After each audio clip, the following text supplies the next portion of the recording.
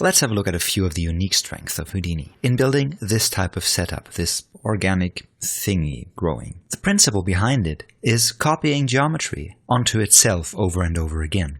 Let me show you what I mean by, in the OBJ context, dropping down a geonode, diving in there, and dropping down a sphere, which we will set to be a polygon with a rather low frequency of 2.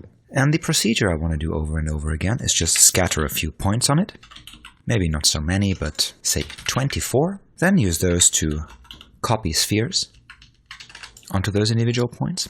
So again, drop down a sphere, which we'll set to be a polygon as well, with a low frequency of 2. And let's scale it down to, say, 0.1, which we're going to wire in here. So we got this. And as we've seen in a previous tutorial, to repeat this operation over and over again, we could, for example, use a for loop. However, in this case, I want to make an animation out of this and want those spheres to appear successively over time. And yes, you could animate a for loop's number of iterations. However, that would get pretty slow, because for each new frame, the for loop would run its full iterations, while it just needs one additional iteration. And in Houdini's geometry level in SOPs, there is a concept and a tool called the solver, which is doing exactly that, operating on a previous frame's geometry. So let's drop that down. The solver here, we're going to wire in our sphere in the first slot here, and let's just copy these 3 nodes here. Dive into the solver, and you will see this, those 5 slots. You get direct links to your 4 inputs that you had on the solver node, so our geometry would come in here, plus you're getting an additional node called previous frame, which enables you to access the geometry that we had on the previous frame in Houdini, and that's what we're going to use in this case. And to employ a proper technique, the first thing you want to do is drop down a switch. And a switch just switches between its inputs that you wire in here, depending on a condition here. So when I highlight this, select input 0, it selects this node as an input, and 1 selects input 1. And as we're on this first frame, and we do not have any previous frame on the first frame, we need to select input 1, which we're going to do with a short expression. So we'll check if our frame equals to 1, and if it does so, this expression outputs 1 and thus switches to this here. And then on the second frame, it switches to the previous frame and keeps it there for the rest of the simulation. Okay, let's paste our 3 nodes that we copied and wire the switch into the scatter like so. So when we go up 1 level and toggle real time and hit play, you see this happening. This kind of moving spheres here.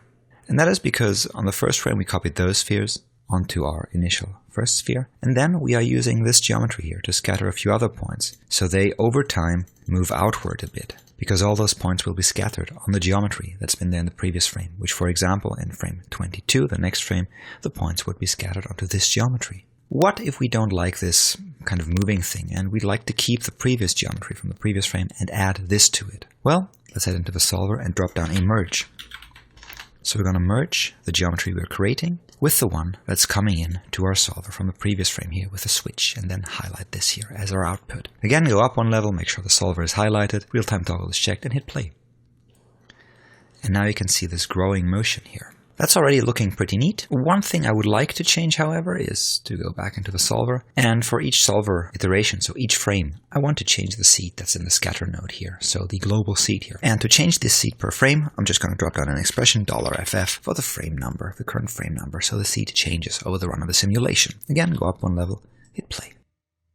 Okay, not too much difference, but we're getting there. And we could perfectly leave it at that if we like this kind of spherical look here. However, to make this more organic, let's kind of fuse all those spheres together and maybe smooth them a bit. And the easiest way to do that is to use a VDB. And a VDB is a volumetric representation of a geometry. If you want to learn more about VDBs and in general volume techniques, we have a nice premium course on that. But for now, let's just drop down a VDB from polygons, and we wire the solver into that and highlight it. And immediately you see this really coarsely resolved volume here. So let's increase the resolution by decreasing the voxel size to say 0.025. Takes a bit longer to calculate, but yields this higher resolution volume here. Let's smooth this using the smooth SDF node that comes with the VDB toolkit here. So wire this in here, highlight it, and yeah, the default settings look kind of fine. You could increase the iterations or the filter voxel radius in order to blur this even more. Let's convert this back into a polygonal mesh for rendering using a convert VDB node, which we'll wire in here, highlight, and set it to convert to polygons, like so.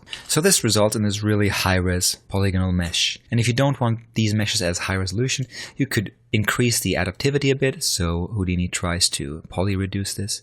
However, sometimes with animation, this introduces a bit of flickering, so we just leave it at 0, because honestly, this is not that extremely high res. And before rendering, I still want to smooth this surface a bit to get rid of any jitters coming from normal errors, using an attribute blur, which by default is set to blur the individual points' positions. So if we wire this in here, highlight it, and maybe set the blurring iterations to 4 again, this smoothes out the whole mesh a bit more. Let's reset this, hit play. And you see, it's not that fast because, well, let's actually benchmark what is the slow thing here. So let's reset that. Also, let's reset the simulation so this isn't cached anymore. And let's go to the performance monitor here and hit record. And now let's play this simulation again.